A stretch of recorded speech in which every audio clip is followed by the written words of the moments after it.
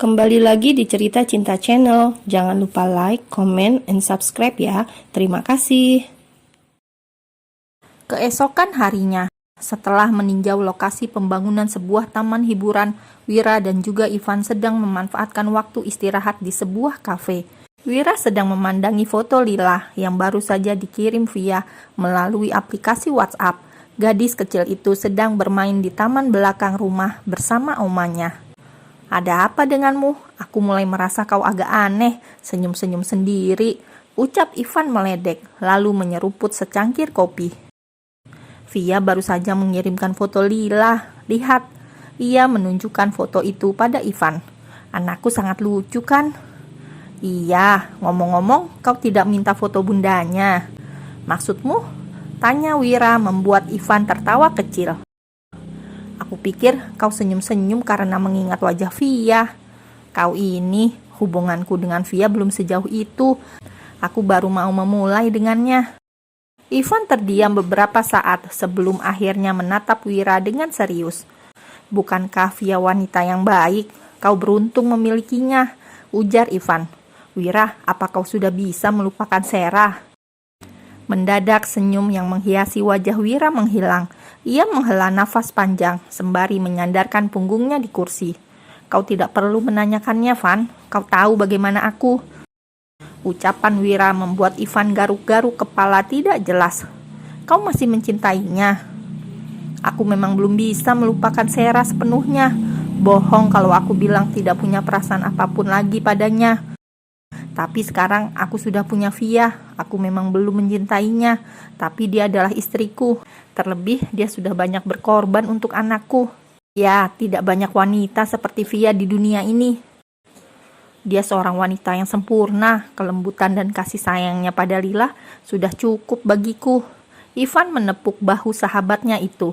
Ivan tahu betul bagaimana sosok Wira yang sangat sulit untuk jatuh cinta. Namun jika sudah mencintai, ia akan sangat sulit melupakan.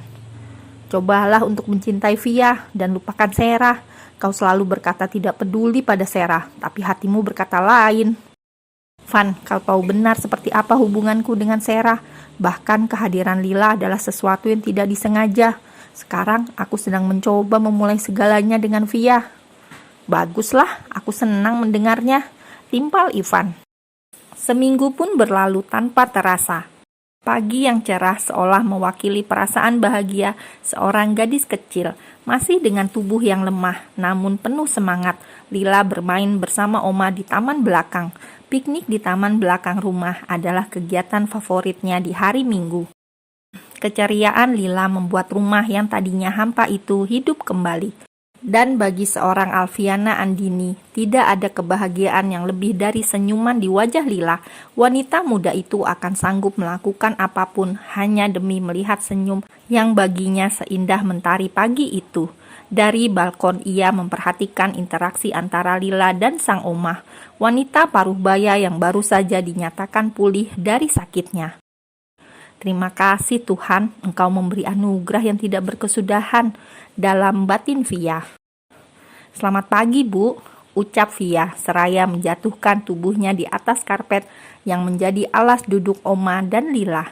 Wanita paruh baya itu menyambut menantu kesayangannya dengan senyuman tulus. "Selamat pagi, Nak," jawabnya sembari memperhatikan penampilan Via yang terlihat berbeda dari biasanya. "Kau mau pergi?" "Iya, Bu, aku mau mengunjungi panti asuhan. Aku sudah lama tidak ke sana." "Tapi Lila bagaimana? Apa dia akan ikut?"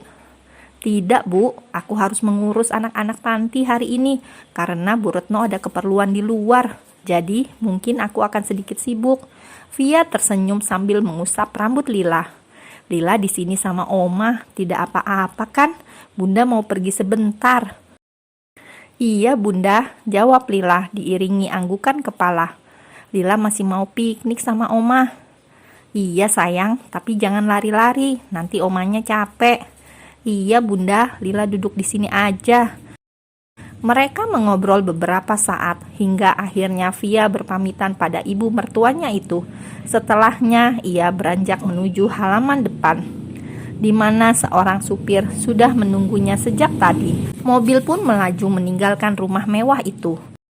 Selama perjalanan, Via terus memainkan ponsel yang baru diberikan Wira beberapa waktu lalu untuknya, sebelum keberangkatannya keluar kota.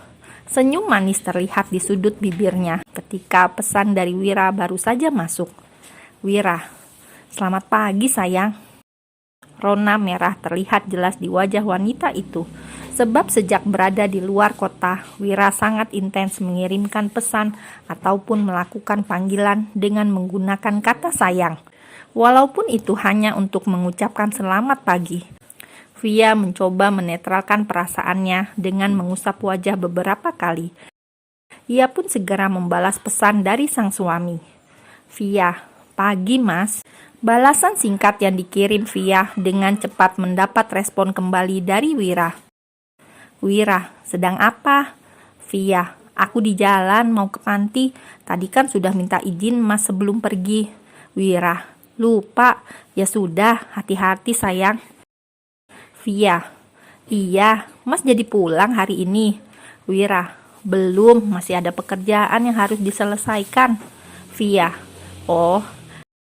Di belahan bumi lain, Wira sedang kebingungan membalas pesan terakhir yang dikirim Via, sebuah balasan yang sangat singkat yang seolah memutus obrolan itu. Ingin mengirimkan pesan bernada perhatian, rasanya masih gengsi, mengingat betapa kakunya Via. Hanya dia bahkan tidak bertanya apapun lagi. Via, polos sekali dia, gumam Wira menatap layar ponselnya. "Masa aku harus tanya Willy atau Marcel? Oh tidak, mereka akan menertawakanku." Sedangkan Via setelah saling membalas pesan, ia memasukkan ponsel ke dalam tas, hingga tanpa terasa telah tiba di panti asuhan yang menjadi tempat tinggalnya sejak kecil. "Pak, kembali saja ke rumah dulu, aku akan di sini sampai sore," ucap Via pada seorang supir.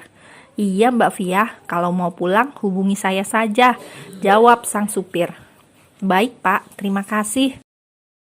Di dalam sana, dengan raut wajah bahagia, Bu Retno menyambut kedatangan Via. Seseorang yang telah dianggapnya sebagai anak sendiri. Kini ia dapat bernafas lega, sebab Via dan Lila telah mendapatkan sebuah keluarga yang sangat menyayangi mereka. Via pun tidak perlu lagi berjuang sendirian untuk membiayai pengobatan Lila seperti yang dilakukannya selama ini. Keluarga Sudarmadi lebih dari sanggup untuk membiayai pengobatan Lila.